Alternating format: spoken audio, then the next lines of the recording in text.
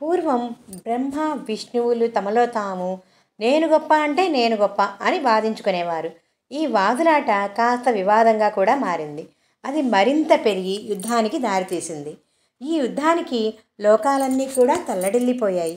దాంతో పరమేశ్వరుడే స్వయంగా రంగంలోకి దిగాలి అనుకున్నాడు. ఈశ్వర సంకల్పంతో ఒక పెద్ద జ్యోతిర్లింగం బ్రహ్మ విష్ణువుల మధ్య వెలిసిందనమాట. బ్రహ్మ విష్ణువులు ఇద్దరూ కూడా ఆ లింగం దగ్గరికి వచ్చారు. అప్పటి వరకు వారి మధ్య ఉన్న ఆధిపత్య పోరు కాస్త తాత్కాలికంగా సద్దుమడిగింది.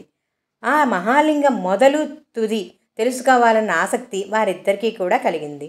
బ్రహ్మ హంసరూపం ధరించి లింగం అగ్రభాగాన్ని చూడడానికి, విష్ణువు వరాహ రూపంలో ఆదిని కనుక్కోవడానికి బయలుదేరారు.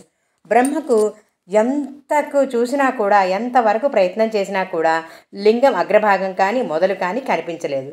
ఇంతలో లింగం పక్క నుంచి ఒక కేతక పుష్పం అంటే ఏంటో ఐడియా ఉంది కదా, మొగలి పువ్వు, అది జారి కిందకు రావడం చూసి బ్రహ్మ దాన్ని ఆపి బ్రహ్మకి విష్ణువుకి నడుమ జరిగిన వాదాన్ని వివరించి సహాయం చేయమని అడుగుతాడనమాట.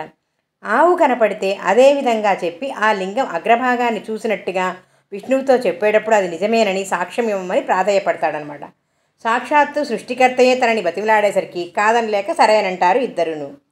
రెండూ కిందకి దిగి వచ్చేసరికి విష్ణువు తాను ఆ లింగం మొదలు చూడలేకపోయాను అని ఒప్పుకుంటాడనమాట. విష్ణుమూర్తి ఏమో చక్కగా బ్రహ్మదేవుడు తాను లింగం అగ్రభాగాన్ని చూశానని, కావాలంటే ఆవును మొగలి పువ్వును అడగమని చెబుతాడు.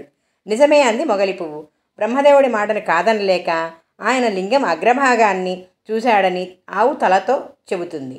కానీ అసత్యం చెప్పడానికి ఇష్టం లేక తోకతో చూడలేదని కూడా చెబుతుందన్నమాట. తోకనలా ఆడిస్తుంది. బ్రహ్మదేవుడి అసత్య ప్రచారాన్ని చూడలేక ఈశ్వరుడు ప్రత్యక్షమయ్యాడు. బ్రహ్మ చెప్పిన ప్రకారం అబద్ధం సాక్ష్యం చెప్పిన మొగలి పువ్వు భక్తులెవరూ తనను పూజించరాదని, తెల్లవారి లేచి ఆవు ముఖం చూడడం కూడా పాపకారణమని శపించాడు. ఆవు అభ్యర్థన మేరకు తోకతో నిజం చెప్పింది కదా ఆవు, కాబట్టి పృష్ఠభాగం పవిత్రమైనది, తోక భాగాన్ని పూజించిన వారికి పుణ్యఫలితాలు కలుగుతాయని వరాన్ని ప్రసాదించాడు మహేశ్వరుడు.